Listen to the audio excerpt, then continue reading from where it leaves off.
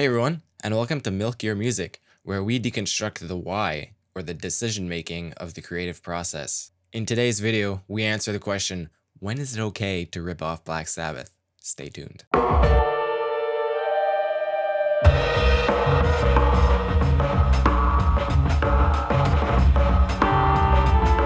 There's this famous quote by Igor Stravinsky, the master composer behind such legendary pieces as The Rite of Spring, and it goes something like this: good composers borrow, great composers steal. What I love about this quote is that we're not even sure that Igor Stravinsky even said it. And if he did, we don't know if he actually came up with it, because in fact several other artists have their own version of it, which just goes to prove the point of the whole quote. So let's take a look at how this translates into a real life situation. So we've got this song called Antivax by the Plastic Waistband. Here's a little taste of what it sounds like.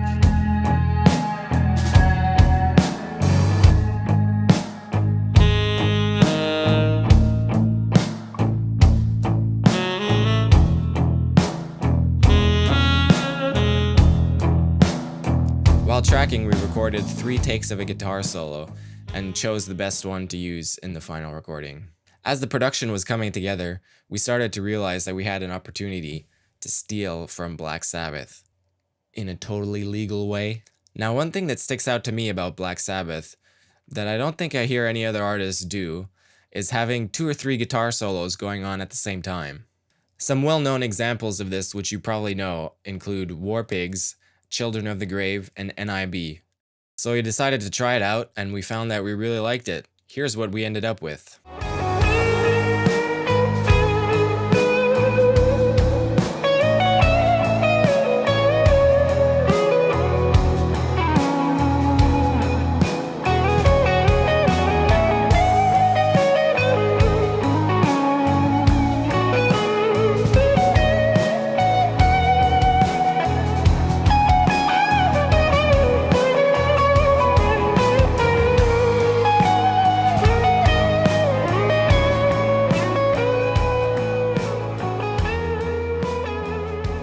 So here's the important thing to consider.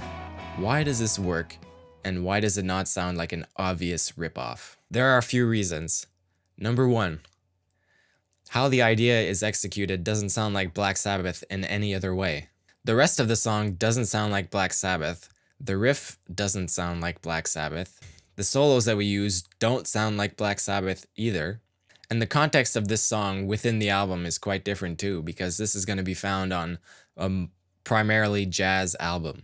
Number 2, using multiple guitar solos like this is actually consistent with the style and texture of the rest of the song. One of the main features of this song is that there's a lot of talking going on throughout. As the title suggests, this song is about the Antivax movement. And so throughout the song there are sound bites and clips from interviews of people talking about the vaccinations and the Antivax movement. And at various times there can be 2 or 3 voices, or even more, talking at the same time. So you have people talking about similar things at the same time. And so just like during the guitar solo, there will be one main thing to listen to and a background texture as well. So listen how there will be one really loud one and then some muffled ones in the background. Science is not backing up vaccination. Those of us who notice that people are being maimed and killed by vaccinations, those of us who have experienced our own vaccine reactions, are categorically thought to be mad. And what you might notice, if you've been in the middle of this problem yourself, is that the people who want to vaccinate are often very aggressive, and they don't want you to hear the other side. Also, there are other parts of the song where there are 2 musical voices going on at the same time, like this part where the 2 saxes are both riffing off of each other.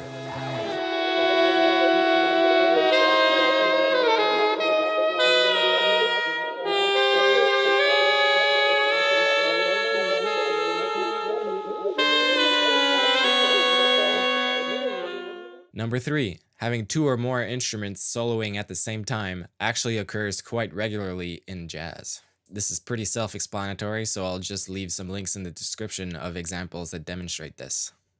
And finally, number 4, it is consistent with the story of the song as well. So when I listen to this song, I'm not really sure what stance the artist has on vaccinations, because the words are serious, but the glitches seem to be mocking the people speaking, so we don't really know. I could picture thoughts in my head just kind of swirling around as I try to make sense of what these people are saying and trying to make sense of what my own opinion of this is. And so the guitar solo kind of mimics this, where you have three voices going on at once by the end, and they're kind of just all saying similar things, and you're trying to make sense of them all, and you don't hear them all super clearly all the time. So each person's ear will be drawn to different things, and that might even change from listen to listen. So let's pull back and take a macro view of this. When is it okay to steal from Black Sabbath, or any artist for that matter? Well, I think that if you only use one aspect or trait of another person's music, and then this is when stealing can be really effective. As long as you're just taking concepts from other artists and not stealing specific riffs or lines or hooks or anything like that, then anything is pretty much fair game.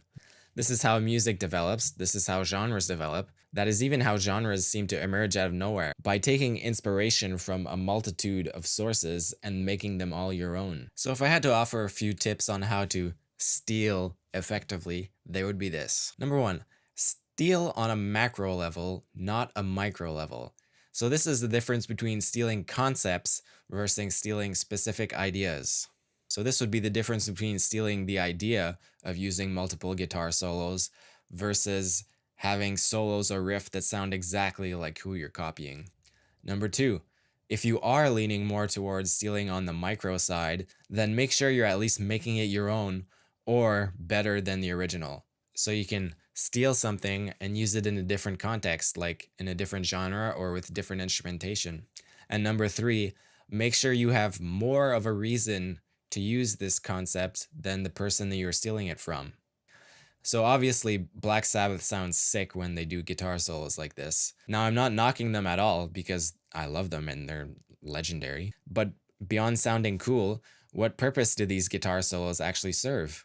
Now, in our case, having multiple guitar solos fit the story of the song and how we presented it. So it could be argued that we have more of a reason to do it than Black Sabbath did. Again, it could be argued. So I'm sure that every one of you watching who has written music has stolen something before. So how did you make it your own? Let me know in the comments below. As always, please like and subscribe to help me grow this channel. My name is Nick Gaumont, and this has been Milk Your Music.